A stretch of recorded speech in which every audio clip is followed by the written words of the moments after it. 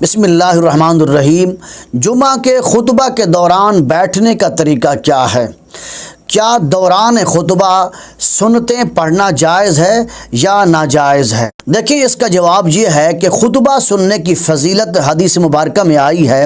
حضرت ابو ہریرہ رضی اللہ تعالیٰ سے روایت ہے کہ حضور نبی اکرم صلی اللہ علیہ وسلم شاہ فرمایا، جس شخص نے وضو کیا اور اچھی طرح سے وضو کیا، سنت کے مطابق وضو کیا، پھر جمعہ پڑھنے آیا اور خاموشی سے خطبہ سنا، اس جمعہ سے لے کر گزشتہ جمعہ تک کے اس کے گناہ معاف ہو جاتے ہیں۔ اس کے علاوہ مزید 3 دن کے گناہ بھی معاف کر دیے جاتے ہیں۔ اور فرمایا، جس شخص نے کنکریاں چھوئیں اس نے لغو کام کیا۔ اس حدیث کی شرح میں علامہ نووی رحمۃ اللہ علیہ لکھتے ہیں کہ حضور نبی اکرم صلی اللہ علیہ وسلم کا ارشاد مبارک ہے، اور جس نے کنکریوں کو چھوا اس نے لغو کام کیا۔ اس فرمان رسول صلی اللہ علیہ وسلم میں اس طرف اشارہ ہے کہ خطبے کے دوران انسان اپنے قلب اور ظاہر اور باطن کی حالت سے مکمل خطبے کی طرف متوجہ ہو۔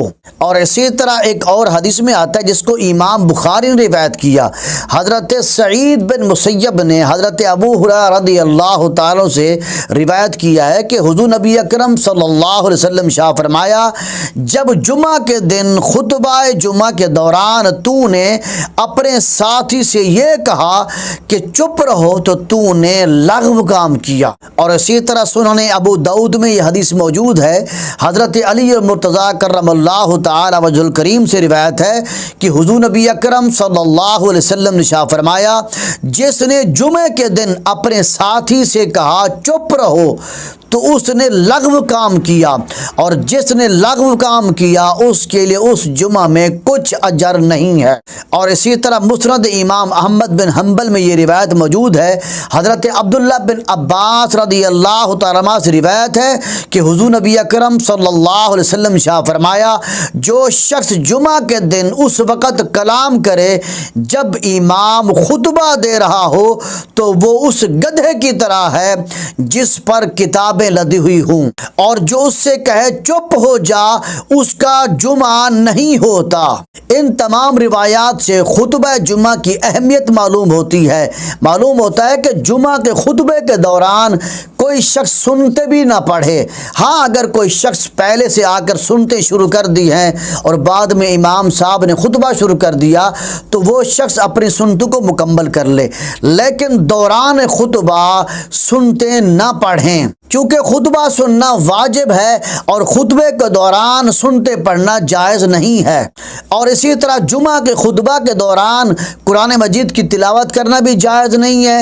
خطبے کے دوران اگر خطیب نے اپنے خطبے میں حضور نبی اکرم صلی اللہ علیہ وسلم کا اسم مبارک لیا تو اس اسم کو سن کر، حضور کے نام کو سن کر زبان سے درود شریف پڑھنا بھی جائز نہیں ہے۔